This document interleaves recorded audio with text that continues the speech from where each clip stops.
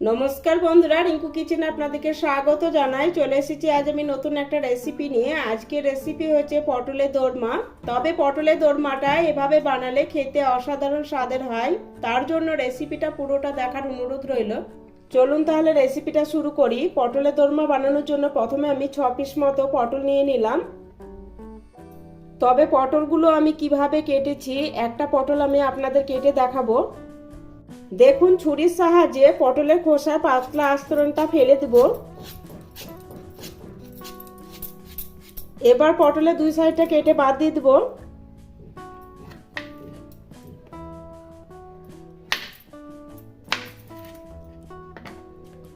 এই দেখুন, পটলের দুই সাইডটা কেটে বাদ দিয়ে দিয়েছি আমি।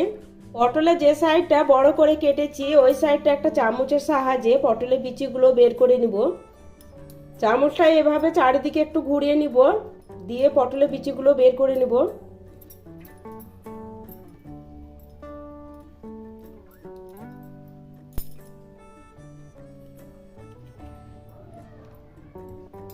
এই দেখুন, এভাবেই আমি সমস্ত পটলের বিচিগুলো বার করে নিয়েছি। পটলগুলো ধুয়ে নিলাম। এবার সামান্য পরিমাণে লবণ আর হলুদ গুঁড়ো দিয়ে মাখিয়ে নিব পটলগুলো।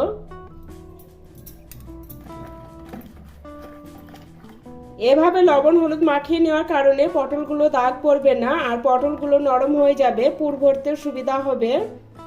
লবণ হলুদটা ভালোভাবে মাখিয়ে নিলাম। এবার কড়াই বসে কড়াই গরম হলে দিয়ে দিব 1 চামচ মতো রিফাইন অয়েল।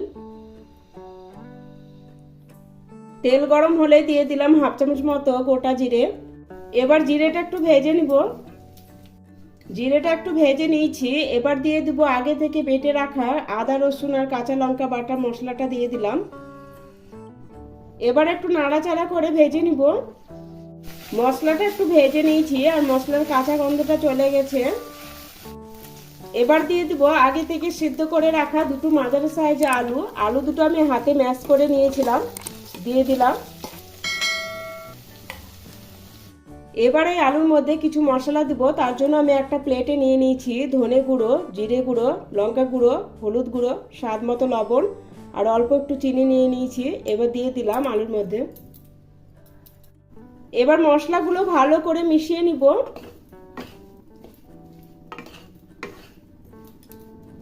মশলার সাথে ভালো করে মিশিয়ে নিয়ে 2-3 মিনিট সময় নিয়ে আলুটা কষিয়ে নিয়েছি।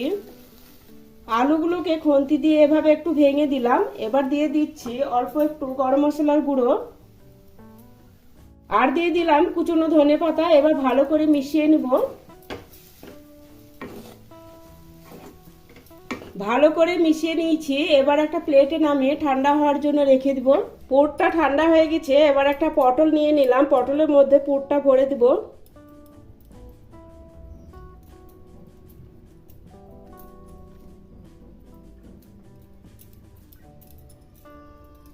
পটলের ভিতর খুব সুন্দর করে পুরটা ভরে নিলাম। একইভাবে সমস্ত পটলে পুর ভরে তারপর আমি আপনাদের দেখাবো। একইভাবে সমস্ত পটলে পুর ভরে নিলাম। ওই কড়াইটা পরিষ্কার করে বসিয়ে দিয়েছি। এবার দিয়ে দিলাম 2 চামচ মতো তেল। তেলটা গরম হলেই একে একে পটলগুলো ভাজার জন্য তেলের মধ্যে দিয়ে দিব।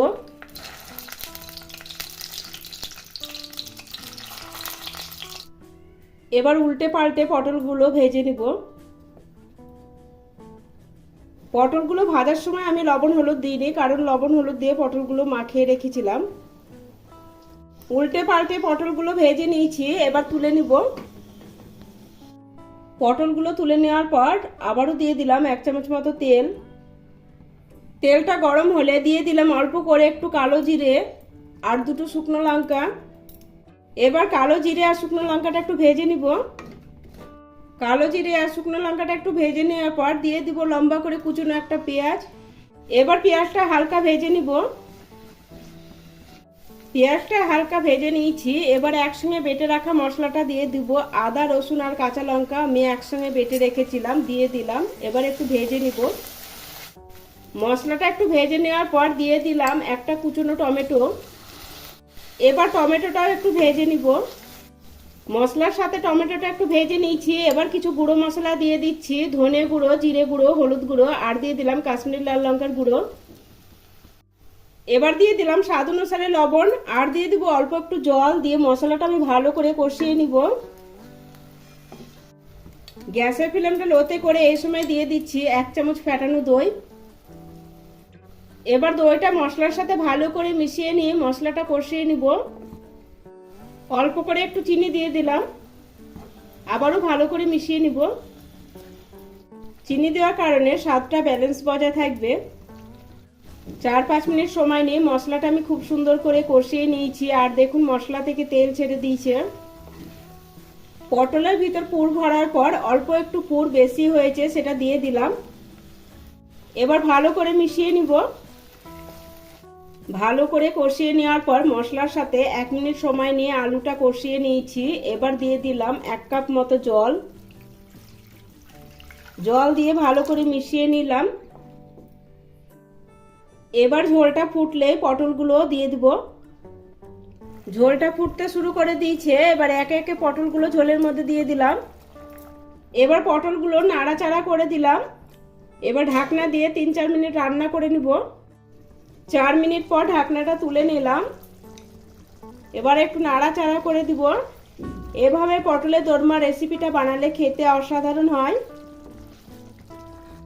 এবার উপর দিয়ে গরম মশলা আর কুচনো ধনেপাতা ছড়িয়ে দিব।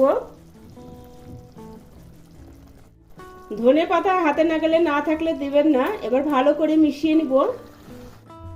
ধনেপাতা আর গরম মশলার সাথে ভালো করে মিশিয়ে নেওয়ার পর গ্যাসটা বন্ধ করে দিলাম। তৈরি হয়ে গেল আমাদের অসাধারণ স্বাদের পটলের দোরমা।